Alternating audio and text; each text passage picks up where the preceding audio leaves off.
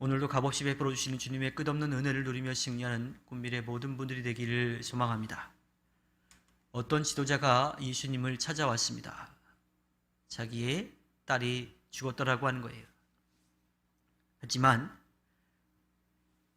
예수님이 도와주시면 자기의 딸이 살아날 거라고 그렇게 믿고 와서 도와달라고 요청합니다.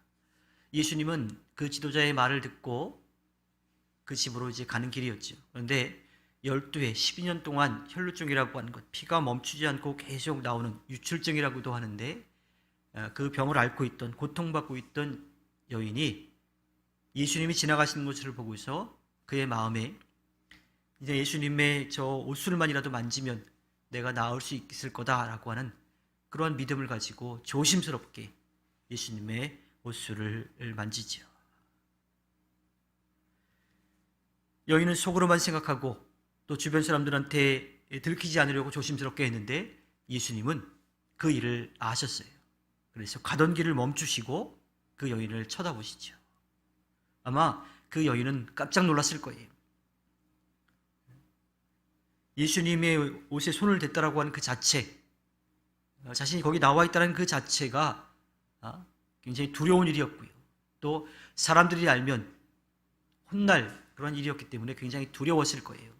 그런데 예수님은 가던 길을 멈추시고 돌아서 그 여인에게 말씀하시죠. 웃으면서 말씀하십니다.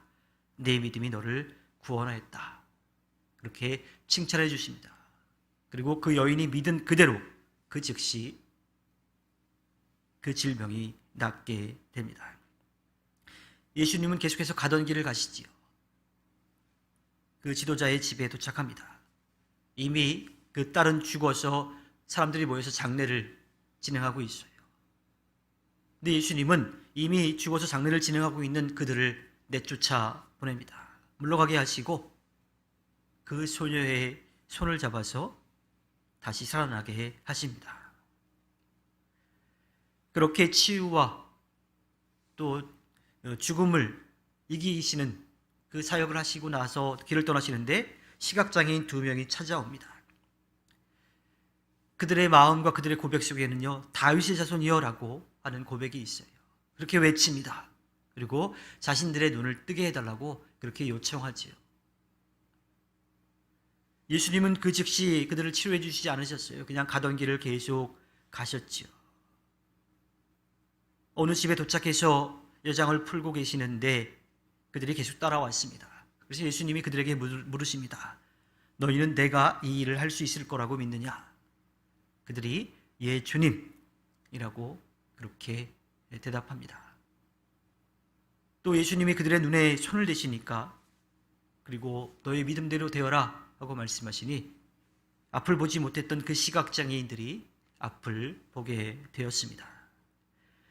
그렇게 시각장애인들이 앞을 보게 되어서 기뻐하며 떠나게 되자 사람들이 이번에는 귀신 들려서 말을 못하는 사람을 데리고 옵니다.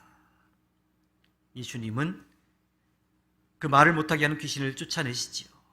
그래서 귀신 때문에 말을 못했던 그 사람이 말을 하게 되었습니다. 그런데 그 놀라운 기적을 행하셨는데 사람들이 두 가지 반응입니다. 한 사람들은 이스라엘에서 이러한 일을 행하는 것을 본 적이 없다. 정말 놀랍다. 그렇게 생각하는데 다른 한편 바리새파 사람들은요. 그는 귀신의 두목에 힘을 빌어서 귀신을 쫓아낸다고 그렇게 비난합니다. 예수님께서 이렇게 놀라운 일들을 행하신 그 이유와 목적이 무엇이었을까요? 내가 이렇게 대단한 사람이다라고 하는 것을 나타내기 위한 것이었을까요? 예수님이 그 일을 행하셨던 것은 아프고 어려운 사람들, 고통받고 있는 사람들, 그들을 위로하고 격려하는 이유이기도 하지만 그 목적은 그들이 구원의 은혜를 누리기를 바라신 겁니다. 하나님을 등지고 떠났던 이들이 하나님께로 돌아오기를 바라셨던 거예요.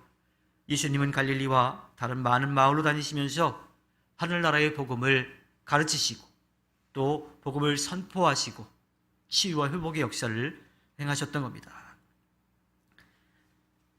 모든 복음서에 나오는 그러한 치유와 회복의 역사들, 또 자연을 다스리는 그러한 일들은 요한복음서에서 이야기하는 표적들이죠.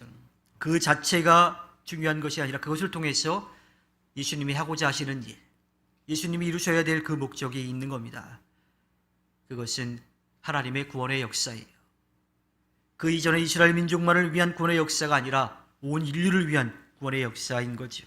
어느 누구도 소외되지 않고 모두가 더불어 함께 살아갈 수 있는 나라, 하나님의 은혜를 누리며 살아갈 수 있는 모든 사람들, 예수님은 그 일을 위해서 이 땅에 오셨고 가르치고 선포하시고 회복해 하셨던 겁니다.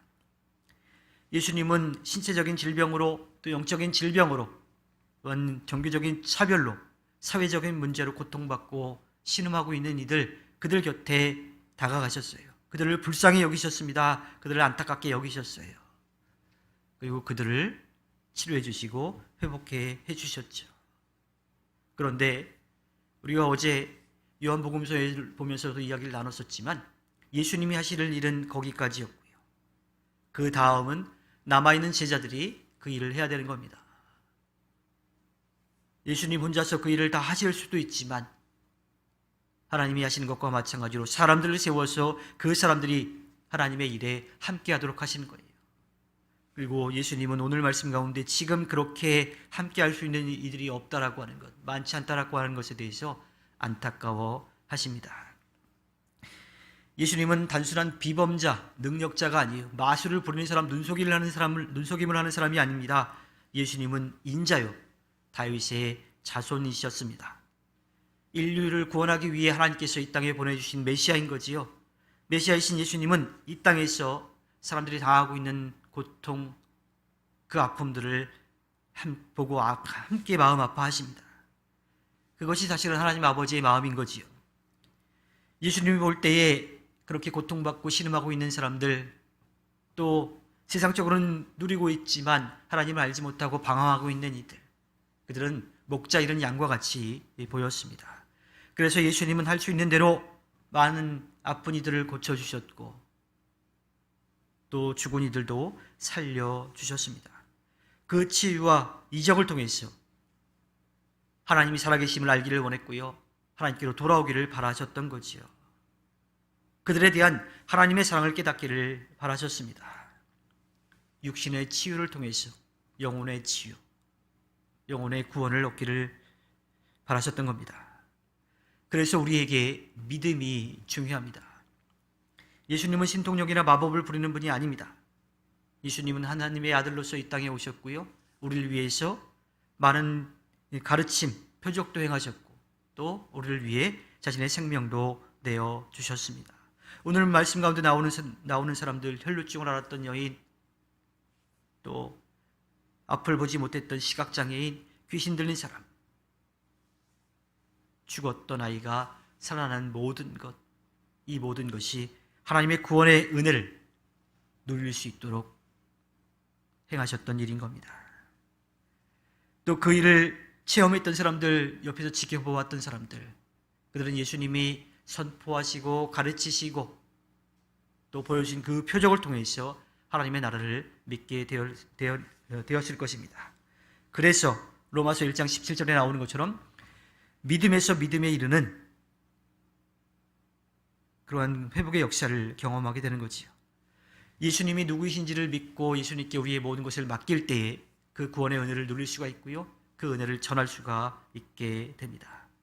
결국 영원한 생명이신 예수님이 가르치시고 보여주시고 또 선포하셨던 그 목적은 구원에 이르는 겁니다.